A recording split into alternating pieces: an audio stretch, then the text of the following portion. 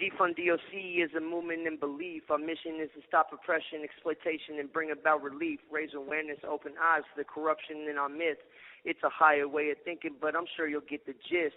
Corrupt politicians and slimy administrators want to label us rebels and radical demonstrators. We are the ones who aren't scared, the voices that were never there, the ones willing to fight when no one else cared, the ones who stood up and finally said this isn't right, the only ones pushing back against the bureaucratic might. Support us if you can and listen for a few, because ultimately Defund DOC is for you. Welcome to the Defund DOC podcast. I'm Linda. And I'm Daniel Sims. Welcome, future changemakers. Thanks for joining us today for this special edition, Why Defund DOC and So What? This episode was not initially planned, but we were encountering questions on what DefundDOC.net was about, where it came from, what are their goals, and where it is going. And most importantly, so what? What kind of relevance does it have to you? We wanted to set aside a moment to share our vision and discuss how incredibly critical you are for the social justice mission. Vast amounts of people were under misconception, largely due to the provocative name DefundDOC.net, that we were seeking the release of all criminals and no more prosecution. That is furthermost from our agenda. In fact, our mission is to create a more just, humane, and equitable criminal justice system. For the longest time, the government has gotten away with packing prisons with our sons and daughters of America because of the inherent stigma and prejudice that resides in each of us regarding crime and criminals. Crime and criminals have been with us since the beginning of time. There is no cure to crime except for one thing: love. In my digital book, which I'm giving away for free, Defund DOC, Turning All Prisons into Treatment and Career Centers, I wrote a chapter entitled Discipline Without Love is Tyranny. What I meant is all the data and evidence has empirically proved beyond a reasonable doubt that if we treat, educate, sufficiently capitalize, and support our people, they will respond positively. They will change. They will reintegrate and become productive members of society, permanently ending criminal activity. By showing love to our American people, we will yield dividends beyond all understanding. As someone that has been essentially incarcerated my entire life since age 13, now I'm 43, and I still have 16 years left in prison, I am an expert of this community. The American criminal community. I don't like using the word criminal, but for purposes of this podcast, I will. I have seen what works and what doesn't in regards to changing criminal behaviors. And what doesn't work with absolute certainty is today's cruel and corrupt mass incarceration system. The fact is, the government has declared war on crime, drugs, and poverty. By proxy, the government has declared war on you and the rest of the American people. These are not foreign enemies of war. These are our sons, daughters, and descendants. We have to demand change from the government. The government should be in the business of helping people and saving our people, not enslaving them and exploiting them. Due to the 13th Amendment of the U.S. Constitution, which was a blatant concession to the repugnant, racist Civil War South, which was ratified to enable post-war Civil War governments to create a new slave class, the country today is now the biggest slaveholder in human history. They have been stealing the labor of our sons and daughters by force, coercion, and duress for over 100 years now.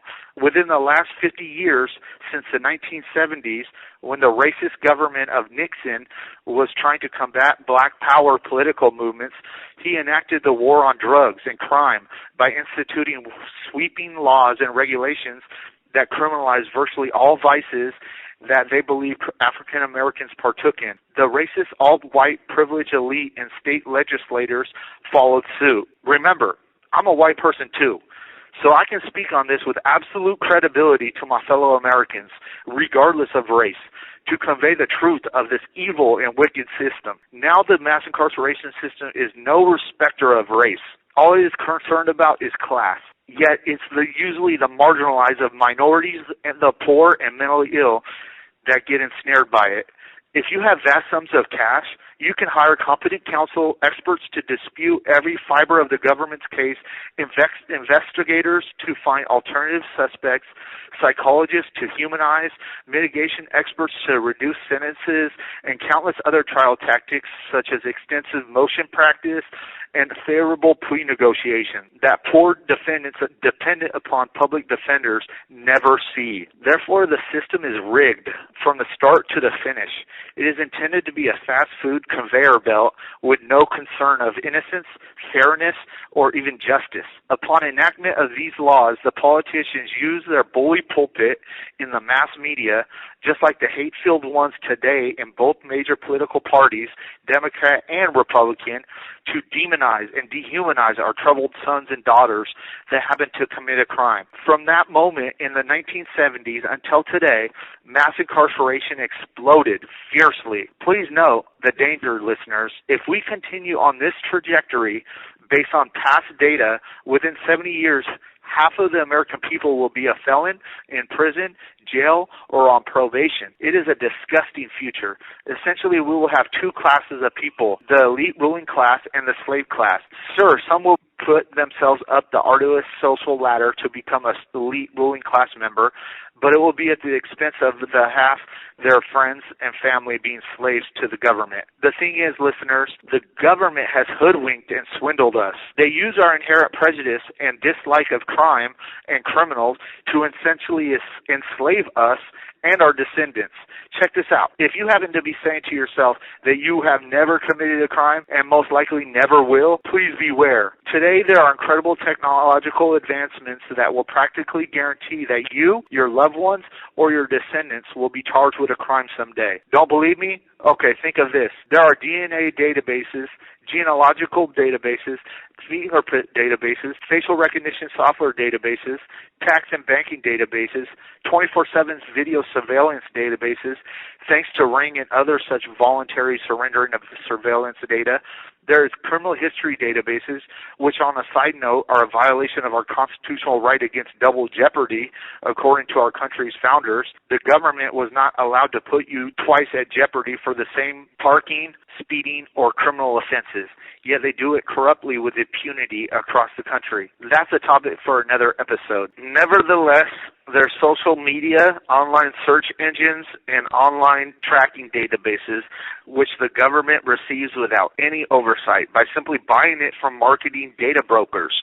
And then there's the insidious geolocation software and cell tower simulators. The country is completely saturated with ways to ensnare you and the rest of the American people. With the endless panoply of laws, regulations, codes, policies, and statutes, virtually no one, not one person in this whole country has not broken a law. Perhaps only an infant, but definitely no adult. You might not realize you broke a law, but an attorney will tell you quickly that ignorance is no exception to the law or the punishment that comes with it.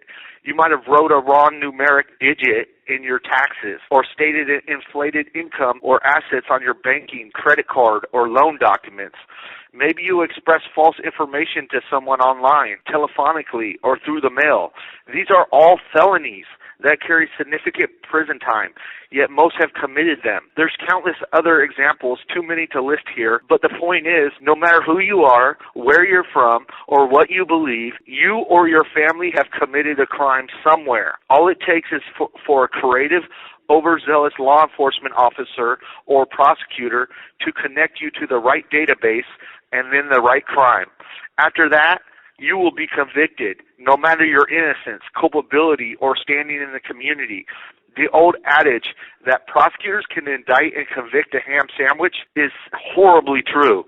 Yet people laugh at the absurdity of it without knowing its potential dire consequences on our society. That is why the heart-filled and evidence-based book, Defund DOC, Turning All Prisons into Treatment and Career Centers, was written, and the website, blog, and podcast was dedicated to it. Our mission is to end the evil prison slavery scheme. It is our belief that it was bred by hate and racism, and it gives politicians an adverse profit motive and incentive to incarcerate our American people, to turn prisons into treatment facilities, as virtually everyone that commits a crime has a behavioral health problem that needs to be addressed, whether that's substance use disorders, depression thought disorder, anxiety thought disorders, etc. ad nauseum.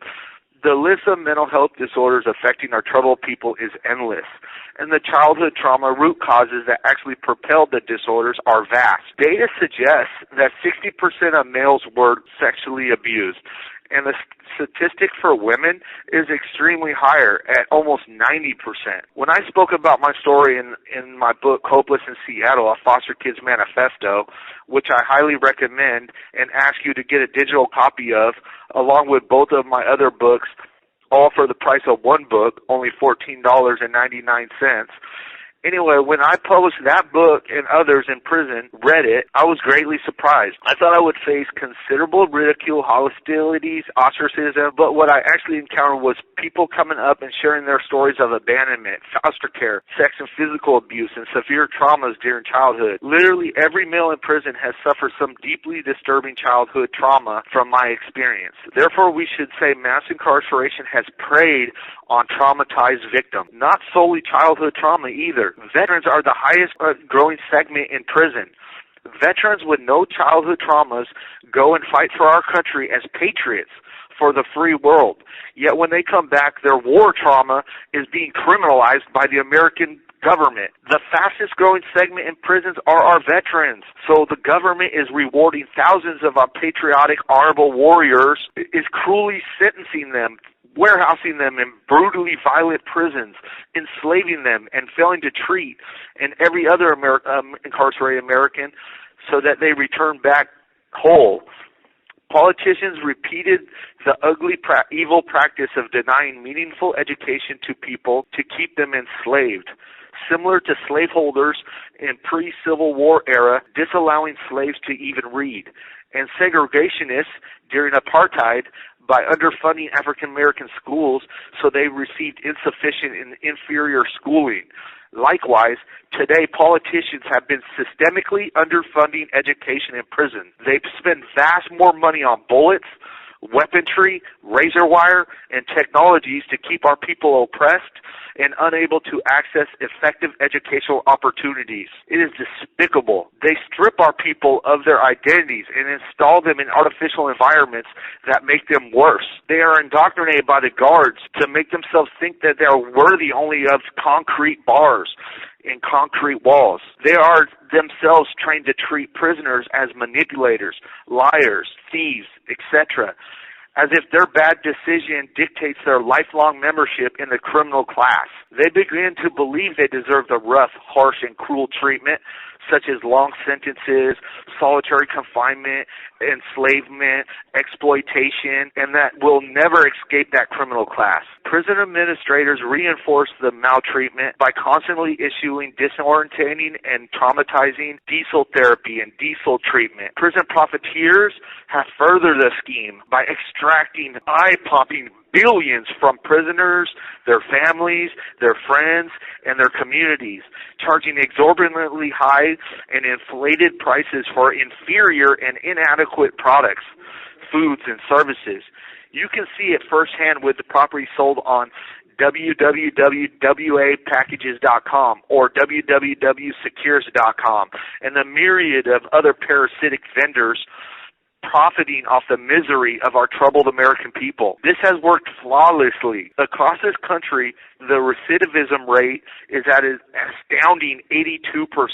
Virtually everyone that enters prison, minus a small 18%, will be so traumatized by the brutal and violent landscape, the oppression, the slavery, the lack of treatment, the lack of education, and the lack of sufficient capital to reintegrate back into society, that they will reoffend within the first 10 years of release. 63% of them will reoffend within the first 3 years. Therefore, every new victim of a crime that happens in America committed by a recidivist anywhere in this country should solely blame the current governmental policies. Politicians have built a criminal justice system on foundations of racism, hate, and oppression. And unsurprisingly, that wickedness has produced high crime rates across the country. And yet they have the audacity to go on mass media and talk about high crime rates and how they need to create more prisons and create more jails when it's known to be a failure. As such, it is our mission to defund DOC by reducing funding of weaponry and security and increasing funding of mandatory advanced college degrees in current technologies and industries. In all my years in prison, I haven't ever met someone that gained an advanced degree in computer science or engineering and then come back to prison. It's absurd to even argue that someone could make potentially hundreds of thousands of dollars a year, would disregard and jeopardize that to commit a robbery, a sex crime, or any other crime. It just doesn't happen. So we must turn prisons into de facto university campuses. We must educate our people. Our most critical mission is to end prison slavery and abolish the 13th Amendment. Sure, this is a huge feat, but it must be done. The government should not be enslaving our children. Additionally, paying prisoners their fair market wage will enable them to compensate their victims, repay outstanding debts to creditors, and sufficiently capitalize their savings accounts so they can adequately rent an apartment or even put a down payment on a house and pay for the cost of living as they secure employment or start a business. Another important reform we are seeking is the reduction across the board of 8 to 10 years for all non-homicide offenses. Studies from reputable universities have proven that rehabilitative measures stop being effective after 7 years. So with that in mind, we believe 8 to 10 years maximum for all non-homicide offenses is sufficient time for the government to treat, educate, and adequately capitalize troubled Americans for some successful reintegration into society. We also believe that 15 to 20 years for a single homicide is likely enough time to rehabilitate our people. Troves of data evidence have proven convicted murderers largely change their behavior and are the least likely to recidivate. Of course, I'm not talking about sociopaths. Those that murder multiple people without regard, those individuals are abnormal and should be put away to protect the public. But they are such a rare offender that it's not worth discussing. The vast majority in prisons are regular people like you and me, yet the government has demonized them and dehumanized them so viciously that we lose sight of their citizenry and their part in our communities. Therefore, additionally, our mission seeks to refranchise American prisoners with their right to vote. They need social adhesion and engagement, not social ostracism, to prepare for the successful reintegration. There are ancillary reforms we would like to see, like opening prisons to private businesses such as McDonald's, Amazon, Walmart, and Domino's Pizza. These would allow them to have jobs inside the prison and buy and sell regular products that Americans in the free world use, to allow prisoners to sell their crafts and services to the community, such as beading items and drawing and tattoo services. Allow family and friends and communities to come into the prisons for dances, sporting events, concerts, and other such activities. The thing is, studies have proven that strong community and familial bonds significantly reduces recidivism, so immediate family members such as mothers, fathers, siblings, wives, and children should be able to come into the prison and stay for days if they like. The reforms that we're seeking are used all over in the world in countries such as Norway, and they have been proven conclusively to work. This is empirical, ladies and gentlemen. This is not the demonization and the conjecture and the obfuscation that politicians are using in the world today. In closing, what we have discussed together today is extremely important to your own self-interest. If you care about your future self or your descendants, you must join this Changemaker family. This is a new Underground Railroad for our generation. We need everyone and anyone willing to support this cause, and don't think you have to be on the front line demonstrating, donating all your extra funds, or anything like that. Simply subscribing to our platform, becoming a certified prison reform activist through us, and receiving my digital book for free, and liking and reposting our posts, or typing favorable reviews, or just simply promoting us. Simple things like this with your presence can be enough.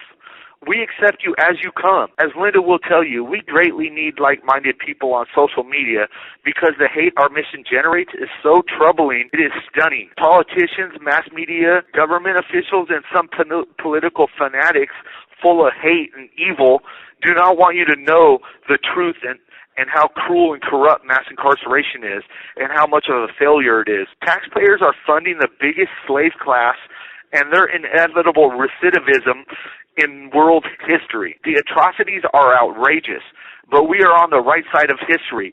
We will no longer be willfully blind or deliberately indifferent. Those that support and take part in this social justice mission will assuredly have their names written in glory and history, and they will rest in honor for their sacrifice and support for future generations. Thank you for your time, and please, please, please spread the word. We are trying to expand and increase our presence online, but cannot do it without your help. So spread the word, get our free book and certificate, get our 3-book digital book series so that we grow this mission that is fighting for you and your descendants. Lastly, I want to challenge my national or state lawmakers to debate or discuss on the current corrupt and wicked mass incarceration system and the solutions I have set forth. Most likely they will decline because they believe I'm a peasant slave on their prison plantation, but you listening know I am ready and willing, and this includes the politicians running for this state, the governor's races in Washington state. I challenge you. Please share this challenge with everybody that you can, so that everybody in this country knows that I'm ready and willing to fight for our people and our descendants. Okay, future change maker, family member, we love you and your future descendants. Have a good day.